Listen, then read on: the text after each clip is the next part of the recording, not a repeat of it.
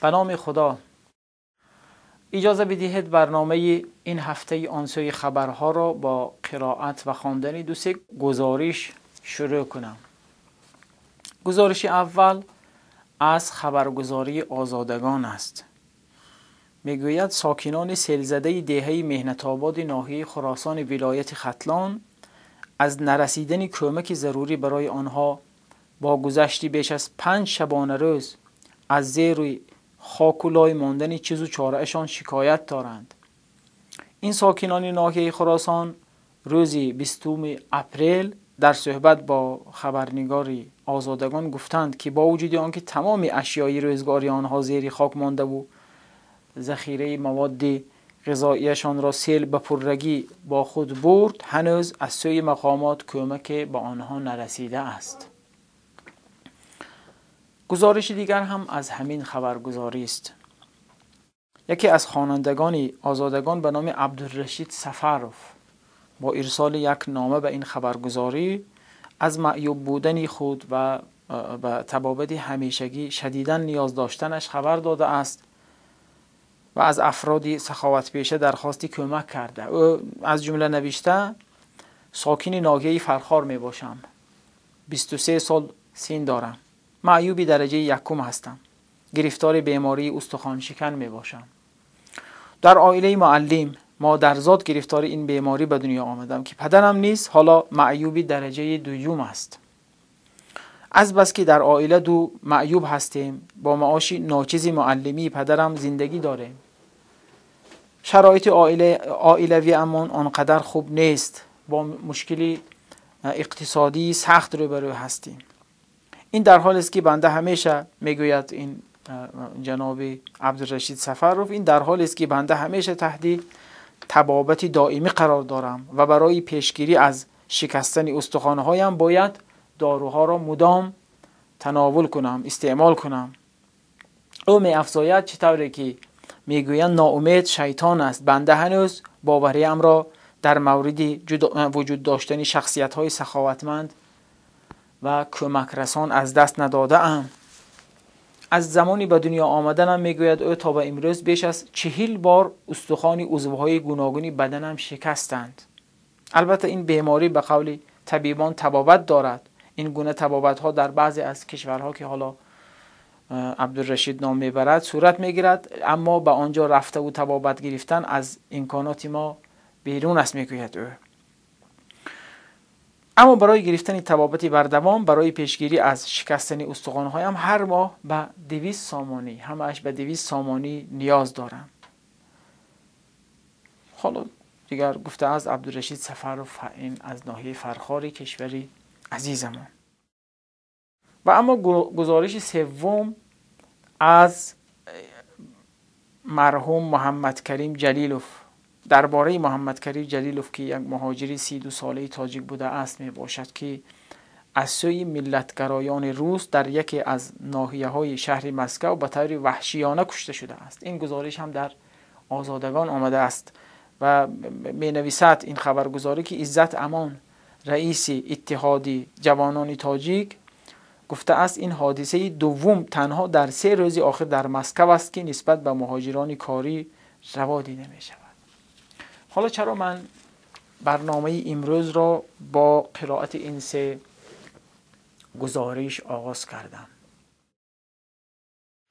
چون محور صحبت من در برنامه این هفته، در برنامه آنسوی خبرها، تعاون، همدردی، یکدلی، هوای یکدیگر را داشتن است. ببینید، به نظر چنین میرسد که در ما تاجیکستانی ها، تاجیک ها به عنوان یک ملت، به عنوان شهروندان یک سرزمین، به عنوان فرزندان یک کشور، یک دولت، یک مثلا تاجیکستان، هنوز فرهنگی هوای یکدیگر را داشتن، فرهنگی همدردی با برادران و خواهرانمان ظاهرا هنوز جای خود را پیدا نکرده است، نهادینه نشده است این فرهنگ.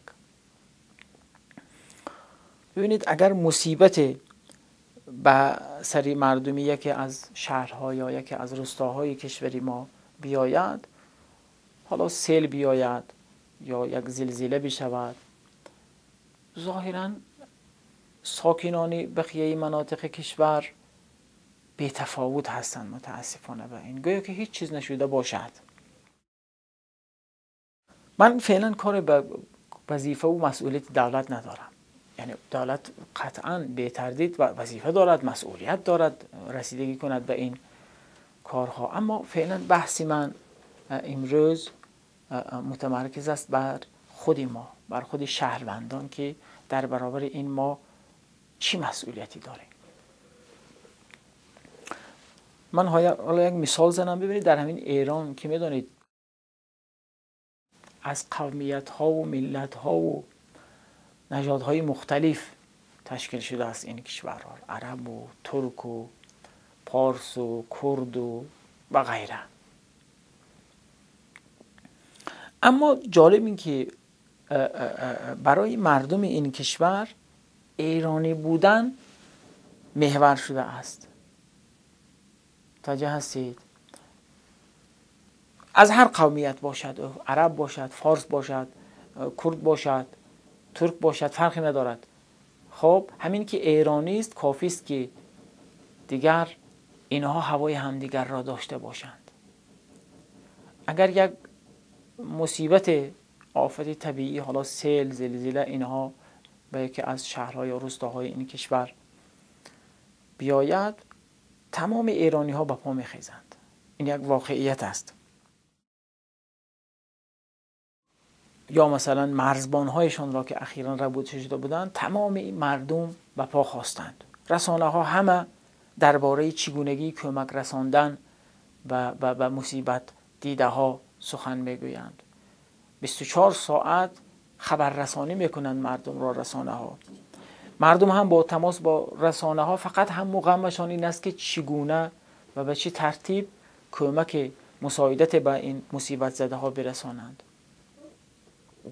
خلاصه تمام ایران را که میبینیم به پا میخیزد. حتی اون مرزبندی های سیاسی فراموش میشود. شما حتی ببینید همین ایرانی هایی که مخالف نظامشان هستند در کشورهای آمریکا و اروپا و اینها و رسانه هم دارند، رسانه هایشان در همون روزها دیگر فراموش میکنن اختلافاتشان را. فقط حرفشان، سخنشان، تمرکزشان بر اینکه چگونه به این مصیبت زده ها کمک کنند.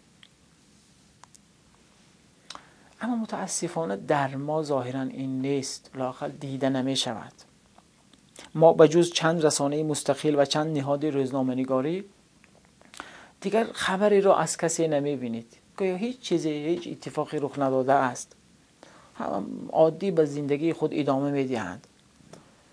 البته اینجا من لازم است به این یادآور شوم، این را تذکر دهم که اخیراً بعد از همین مصیبت سیل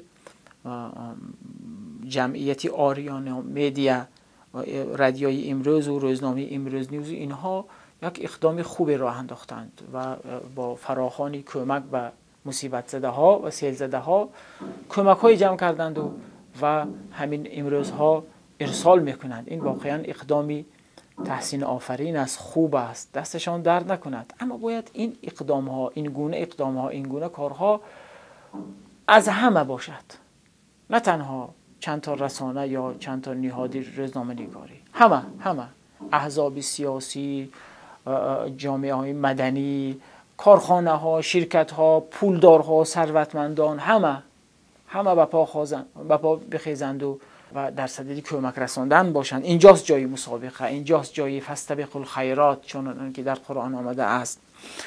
ببینید اینجاست جای میکروفون ماندن در خیابان ها تا مردم بیایند نظرشان را ابراز بدارند، بگویند چه مشکلاتی هست، بگویند چگونه باید کمک برسانند، از طریق رسانه ها فشار بیاورند به دولت. ببینید این کارها، این اقدامات گذشته از این که خب یک کمک ما میکنیم، این خودش یک نوع فشار به حکومت است که او هم حواسش جمع باشد، به مسئولیت‌هاش عمل کند، به وظیفه‌اش عمل کند.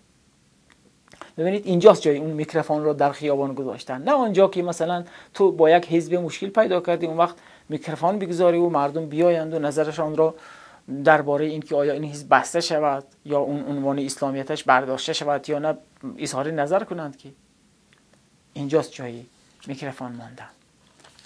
وقتی که مصیبت بر سر یکی از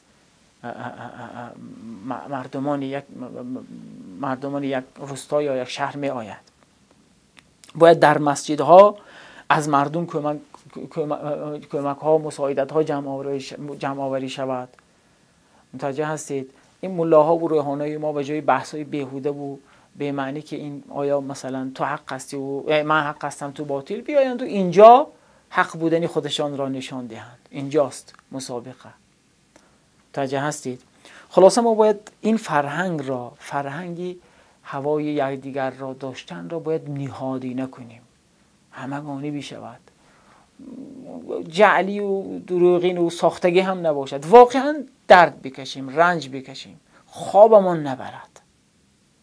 تا زمانی که این مردم با جای و مکان و با مایحتاجشان تأمین نشوند، دیگر ما خوابمان نبرد.